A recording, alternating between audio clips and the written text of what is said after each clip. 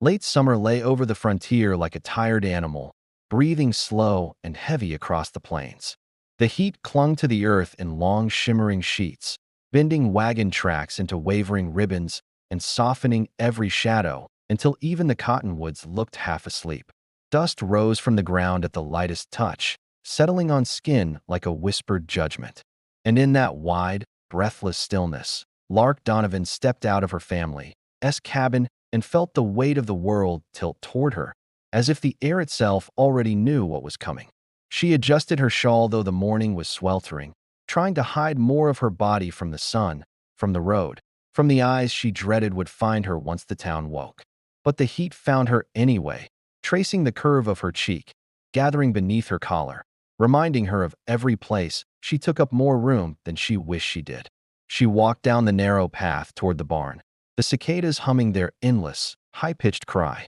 Lark had always found comfort in their song, but today even that felt sharp, as though the world had tuned itself to her nerves. She moved slowly, her footsteps heavy in the dust, her breath catching when she imagined the whispers that would rise again once the townsfolk heard her news. At 17, she had grown broad from childhood, hips generous, arms soft, strides slower than the other girls. She felt each difference like a bruise. And this morning, she sensed them tightening around her like a net. Inside the barn, her father Rufus Donovan leaned over a broken saddle, muttering curses beneath his breath. His shoulders sagged with exhaustion, the kind that came from years of debts gnawing at his pride. When he heard her enter, he didn't lift his head. Instead, he pressed a hand to his brow and said the words she had feared were coming. Tobias Crow had returned with his offer, an offer that had nothing to do with affection and everything to do with water rights her family desperately needed. Rufus spoke plainly, his voice stripped of softness. The ranch would fall without Crow's money. And Crow wanted Lark. Wanted her because she seemed sturdy enough to bear strong children, because desperation made people look past kindness, because he saw her body before he ever cared about her name. Her mother Pearl tried to soften the moment, resting trembling fingers on Lark's arm, but even her touch could not blunt the truth. Lark was no longer a daughter in their eyes. She was a bargaining chip, wrapped in cotton and quiet fear. Shame rushed through her so swiftly she felt dizzy, as though the world had tilted on its axis. She understood, deep down, that they were not trying to be cruel. They were trying to survive. But survival, she realized, could cut deeper than cruelty itself. When Rufus finally met her gaze, his eyes shone with something like defeat. "We ain't got a choice," he said. But Lark did. At least, she thought she did. Now that fragile hope folded inward, crumpling in her chest. Tobias Crow, with his polished boots and cold gaze, would become her husband. Not because she loved him, not because she had been chosen, but because she had been weighed, measured, and found useful. She stepped back from her parents, the barn spinning slightly, and stumbled outside into the relentless heat. The sky sprawled above her, mercilessly blue. For a moment, she let herself believe she could run. Just keep walking, barefoot through sagebrush and dust until her name no longer belonged to anyone. But running required a courage she didn't yet possess, and the world beyond the ranch felt too wide to face alone. She stood there trembling, clutching her shawl tighter, until she felt the presence of someone watching. Marshal Braddock Hale sat on his horse near the edge of the property, his silhouette dark against the bright horizon. He wasn't a man who lingered where he wasn't needed, and yet he didn't move when their eyes met. Braddock was a man carved by silence, by losses the town whispered about but never confirmed. His gaze held no mockery, no pity, only a steady, unreadable calm.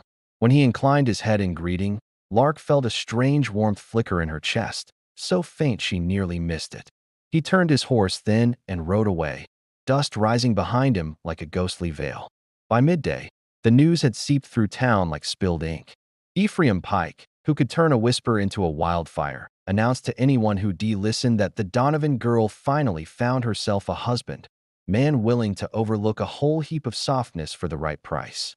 Lark walked through the general store later that afternoon, and every set of eyes seemed to follow her.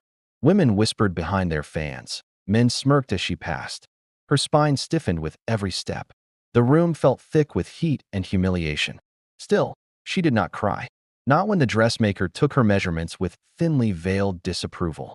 Not when Pearl fussed over lace that Lark knew wouldn't make her feel any prettier. Not even when Rufus avoided her eyes as they loaded the wagon for the small chapel on the hill. She saved her tears, swallowing them until her throat felt raw. The world already saw her as weak. She would not give them more to confirm it. The wedding day dawned strangely muted, the sky blanketed with a thin veil of clouds though the heat never broke. Lark wore a simple cotton dress that clung too tightly when she moved, fabric catching on her skin. Tobias Crow stood at the front of the chapel, expression bored, tapping his boot against the wooden floor as though the whole ceremony were an inconvenience. He didn't look at her when she approached. He didn't need to. He had already won. The preacher spoke, but the words drifted past her like smoke. Lark stared at her hands, at the slight tremble she tried to hide, and wished the floorboards would open and swallow her whole. The scent of hot timber and wilted flowers filled the air, and somewhere near the back, she sensed rather than saw Braddock Hale. She knew his stance, the way he folded his arms across his chest, the faint tilt of his head when something troubled him. She looked once, just once, and caught the quiet intensity in his eyes. Not anger, not pity, something deeper, something that rooted itself in the pit of her stomach. When the preacher proclaimed her married, Tobias barely touched her hand. The applause was thin and obligatory. Lark felt a hollow settle beneath her ribs, a quiet echo of finality. She stepped outside into the heavy heat, the sky swirling with muted light, and wondered if this was the moment her life ended or the moment it began. But before she could take another breath, she noticed something strange on the horizon. Braddock Hale, still standing there, his gaze fixed on her with attention that didn't belong to a mere observer. And in that charged silence, she sensed the faintest ripple of something shifting, like the first tremor before a storm that would leave no part of her world untouched. The first days of marriage settled over Lark like a heat-sick fog, thick and airless, the kind that turned breath into labor and silence into something sharp. Tobias Crow's ranch lay 3 miles beyond town, where the land flattened into sun-bleached grass and the wind forgot how to cool. She rode there beside him after the wedding, hands folded in her lap, dress clinging as the sun pressed against her spine. Tobias didn't speak. His horse's hooves struck the earth in bored rhythm, dust collecting on his polished boots. He made no attempt to look at her, no gesture that resembled welcome or acknowledgement. She could have been freight tied to the saddle for all the attention he spared her. When they reached the house, large, sharply built, every board expensive and perfectly aligned, Tobias stopped short of the porch and told her to go inside. His voice cut like brittle wood, impatient, irritated by even the smallest delay. Lark stepped into the quiet rooms, where furniture stood rigidly arranged, everything smelling faintly of leather oil and cold tobacco. It was a place shaped by order, not by life. No curtains fluttered in the windows. No warmth lingered in the corners. Her footsteps sounded too loud, her presence too large. That night, Tobias did not join her for supper. She ate alone at a long table meant for a family she knew he had never wanted. Outside, cicadas droned, and the air through the window carried the hot metallic scent of the coming storm season. Lark's hands trembled as she folded her napkin, each movement slow as if she were afraid the air itself might shatter. She wondered then if this loneliness was the true shape of her new life. Endless rooms echoing with silence, meals eaten without conversation, and the hollow ache of feeling unwanted. As days passed, Tobias' absence became routine. He rode to Canyon Ridge for cattle deals and returned only to criticize or demand. When he did speak to her, his words were blunt, weighty, edged with a disdain he barely bothered to hide. "You move too slow," he muttered when she carried water. "Mind the stairs, I won't have you breaking them." He spoke as if she were too much, too large, too soft, too in the way. Each remark settled like a stone inside her. And yet, she endured. She rose before sunrise, her body heavy with heat, yet determined to keep the ranch running. She cooked meals Tobias ignored, mended tack he never thanked her for, and learned the rhythm of solitude. Her only comfort came in the cool hours before dawn, when the world briefly softened and her breath loosened. She would stand outside, shawl wrapped tight, watching dust float like amber threads below the fading moon. In those moments, she felt almost weightless, almost herself again. But the town did not forget her. Some days, she walked into the general store for flour or salt, and conversations stilled the moment she entered. People pretended politeness, but their eyes carried familiar judgments. Ephraim Pike grinned, as if tasting a fresh rumor. "Big girl like you must be mighty helpful on a ranch," he drawled once, loud enough for the room to hear. Lark lowered her gaze, cheeks burning, fingers gripping her basket until the reed dug into her skin. Even then, amid the gossip and humiliation, she sometimes saw the flicker of another gaze, one steadier, quieter. Marshal Braddock Hale often passed by while she loaded supplies into Tobias' wagon. He never offered pity or unnecessary words. Instead, he would nod to her, a simple gesture that struck deeper than any kindness she'd known. His eyes held a stillness that made the world feel momentarily safe, as if he understood the heaviness she carried without needing to ask why. One blistering afternoon, when the heat wrapped itself around the earth with suffocating force, Lark collapsed in the barn while hauling a sack of grain. Her breath came fast, shallow, her vision pulsing with dim sparks. She clutched at the stall door, but the wood spun beneath her fingers. She sank to her knees, sweat dripping into the dust. For a moment, she thought she might lie there until sundown, forgotten. Then she heard boots, measured, steady, unmistakably familiar. Braddock appeared in the doorway, sunlight framing him in a haze of gold. He crossed to her in 3 strides, kneeling without hesitation. "Easy," he murmured, offering his canteen. His voice carried no panic, only calm that steadied her trembling hands. She drank slowly, the cool water easing her throat, though her pulse still thundered in her ears. He did not touch her beyond offering the canteen, yet she felt the weight of his concern like a hand pressed gently to her heart.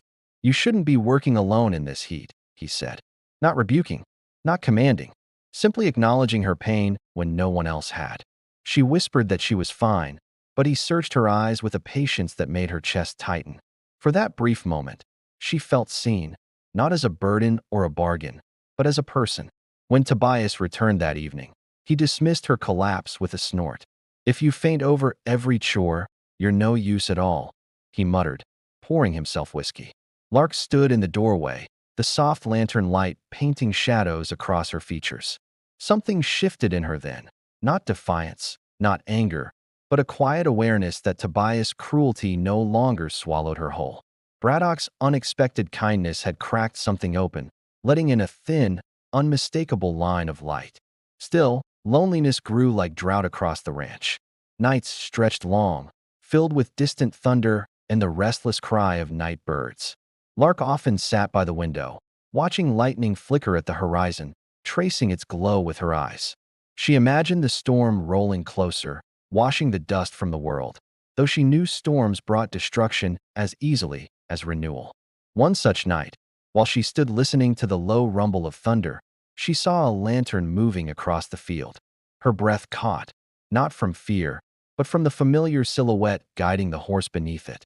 Braddock Hale was riding along the edge of the property, slow and deliberate, as if checking the fence line. But he paused when he saw her in the window.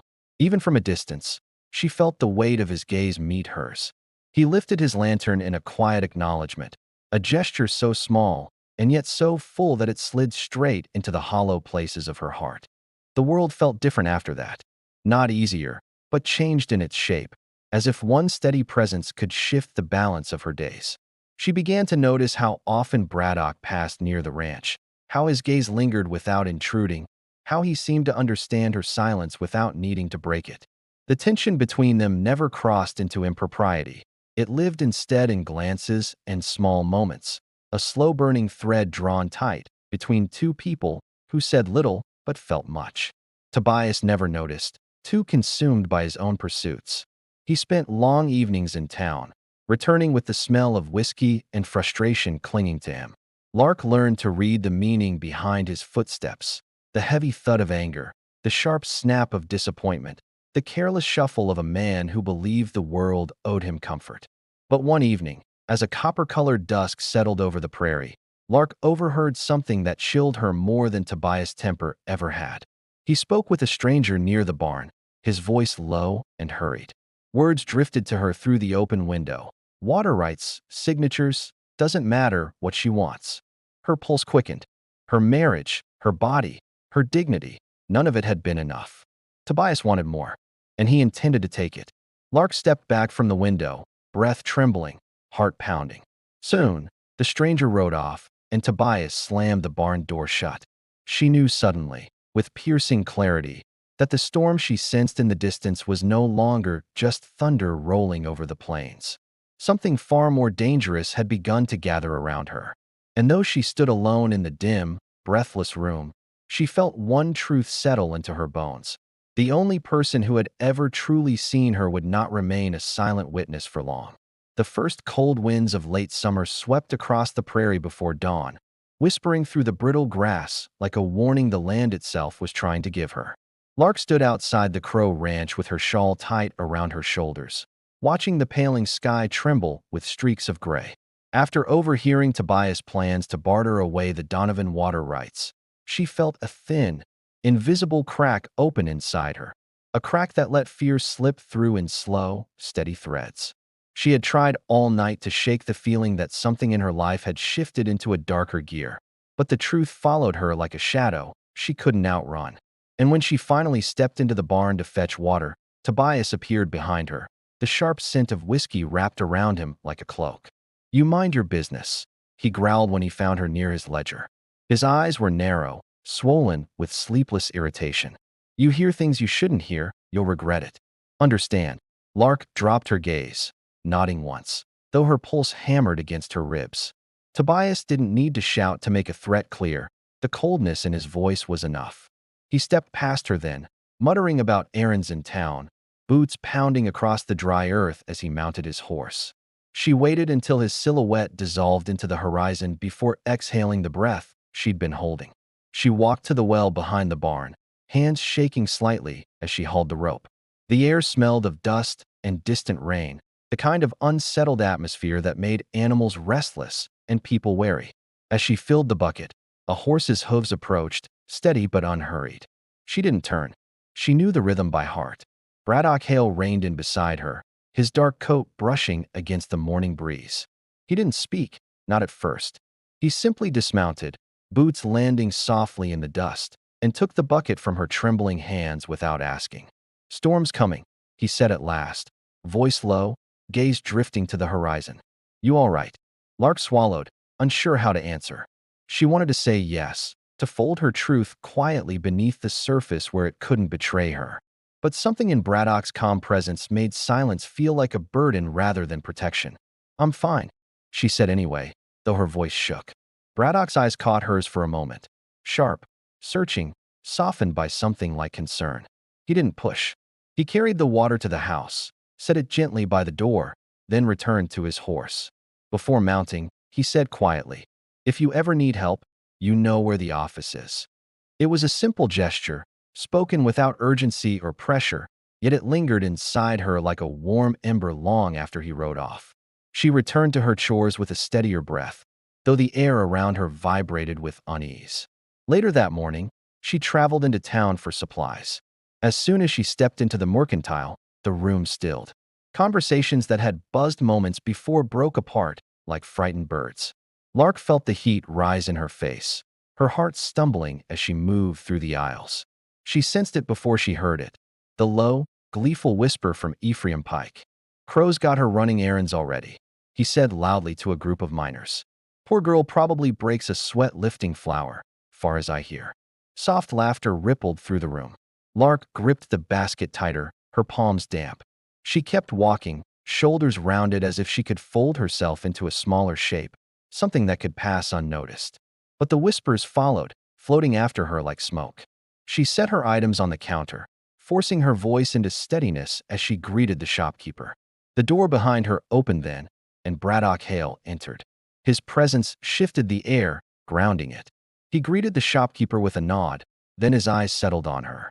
Not in surprise, not in pity, just recognition, warm and steady. Ephraim Pike noticed. "Marshall," he called with a smirk, "looks like Mrs. Crow's working hard today. Surprised her legs can keep up." Braddock didn't react with anger. He didn't need to. He crossed the room in 3 slow steps, placing himself beside Lark, his presence a quiet shield. "That's enough, Pike," he said, his voice level but carrying the weight of a man who did not bluff. The room fell silent. Ephraim looked away, muttering. Something in Lark's chest loosened, a pressure she carried for years easing as if someone had lifted a boulder from her ribs. She left the store with her supplies, and Braddock walked beside her to the wagon. "You don't have to stand up for me," she murmured as she loaded the sack of flour. "I know," he replied, "but I will." The words were simple, but they were the kind of simple that broke something open inside her. By late afternoon, clouds gathered overhead, dark and swollen. The wind sharpened, carrying the scent of rain and electricity. Lark had nearly finished unloading her supplies when Tobias returned, breath stinking of whiskey, temper already coiled tight. "Took you long enough," he snapped. His gaze fell to the flour sack, then to her hands. "And what's this?" He grabbed her wrist, rough fingers digging into her skin.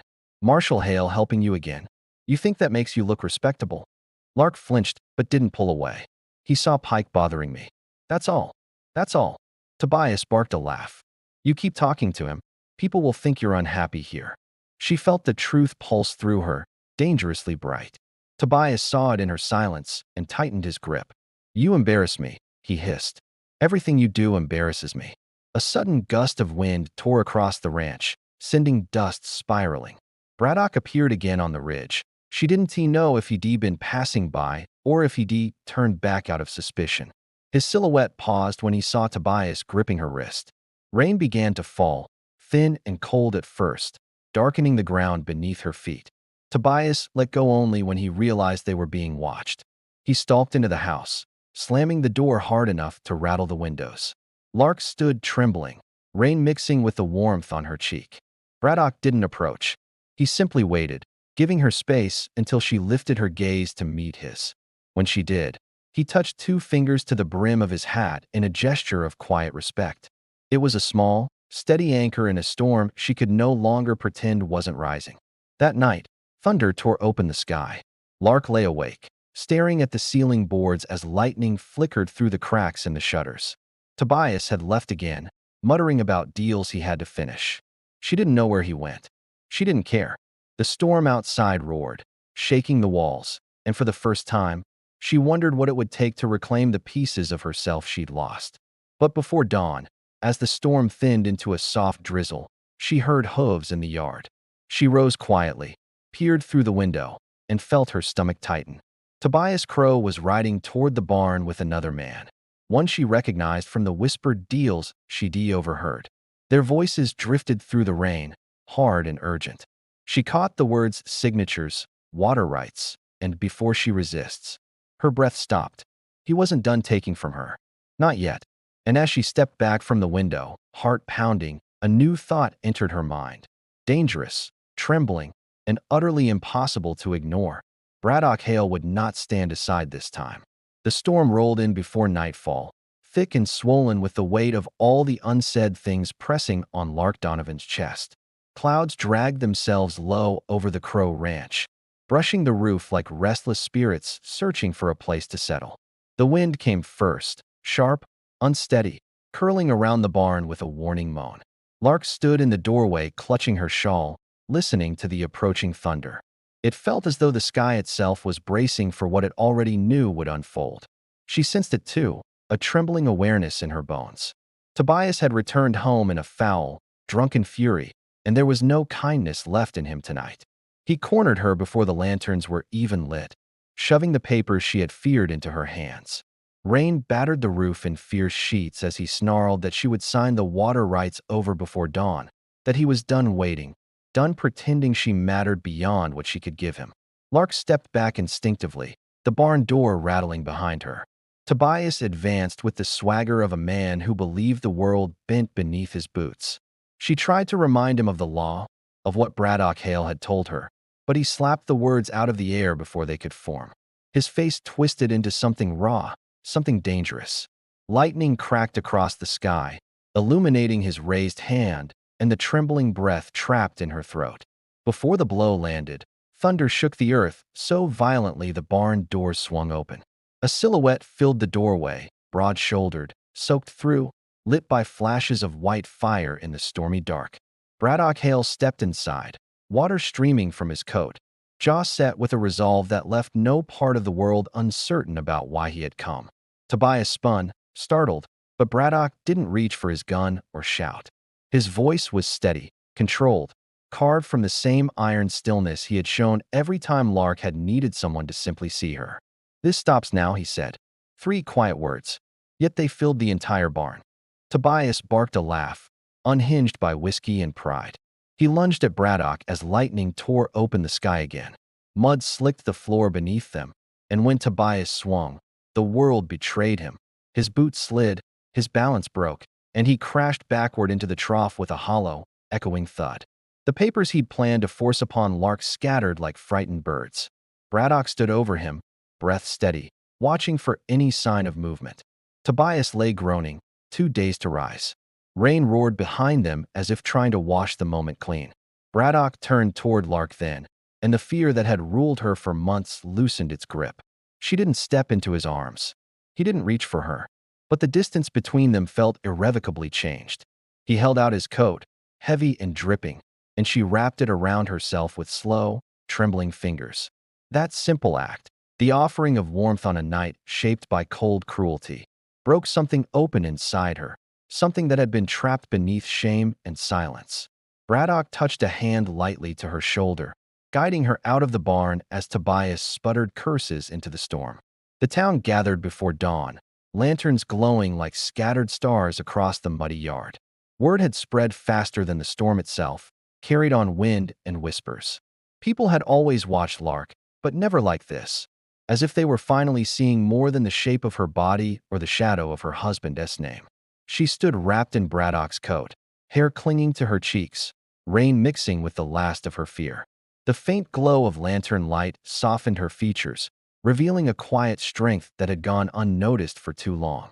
Tobias stumbled from the barn, shouting that she was ungrateful, that Braddock had overstepped, that the marshal was protecting a wife who didn't deserve protection.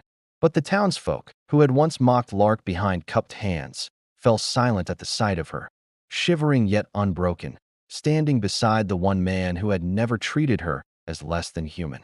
Even Ephraim Pike, who had fueled half the gossip she'd endured, lowered his gaze as if ashamed of what he'd helped shape. Braddock stepped forward, not as a hero craving applause, but as a man who had reached the limits of what he could watch happen in silence.